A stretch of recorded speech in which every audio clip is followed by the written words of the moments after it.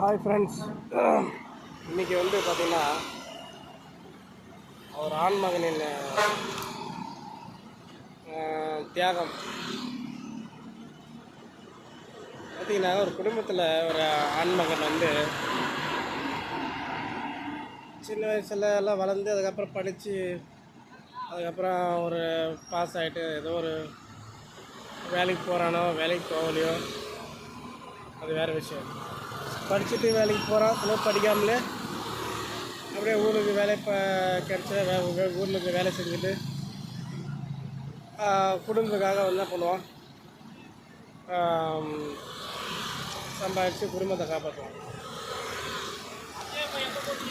பொம்பளைங்களாம் அப்போ ஓகே, பொம்பளைங்க சம்பாதிச்சு அவங்களும் குடும்பத்தை பார்க்குறான், இல்லைன்னு சொல்லவில்லை. ஆனால் ஒரு ஆண்மகன்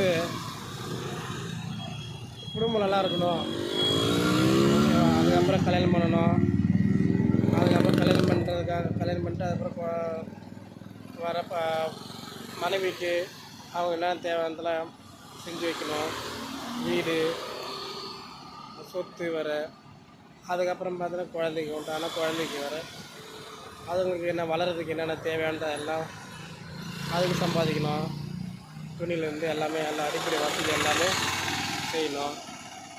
அதுக்கப்புறம் அவன் பிள்ளைங்கள்லாம் படித்து பெரியெல்லாம் எடுத்த பிறகு அவனுக்கு கல்யாணம் பண்ணி வைக்கணும். பொண்ணு இருந்தால் பொண்ணு மாப்பிள்ளை தேடி வைக்கணும், பையனாக இருந்தால் பொண்ணு தேடி வைக்கணும், கல்யாணம் பண்ணி வைக்கணும். அதுக்கப்புறம் அந்த அவன் குழந்தை பெற்ற பிறகு பேர பசங்களுக்கு அவங்களுக்கு தேவையான என்னென்ன எல்லாம் வாங்கி கொடுக்கணும். அப்போது அதுக்கப்புறம் நான் கூட அவனுக்கு வயசாகிடுது. இதெல்லாம் அவனுக்கு எல்லாம் செஞ்சு முடிச்ச பிறகு வயசாகிடுது. ஆனால் அது வரைக்கும் வேலை செய்கிறவங்க தான் அவனுக்கு மரியாதை, புரியுதா? குழந்தைங்க மட்டும் பெற்றுட்டு அதுக்கப்புறம் குழந்தை கவனிக்காமல் பசங்க கவனிக்காமல் எதோ வச்சுக்க அப்புறம் வீட்டு சண்டை சச்சரவுகள் எல்லாம் வரும். அப்புறம் பார்த்தீங்கன்னாக்கா குடும்பத்தில் சண்டை பிரச்சனை வரும். இப்போ சொத்து இருந்தாக்கா என்ன பண்ணமாக, சொத்து எனக்கு பிரித்து கொடு அப்படின்னு சண்டை போடுவான்.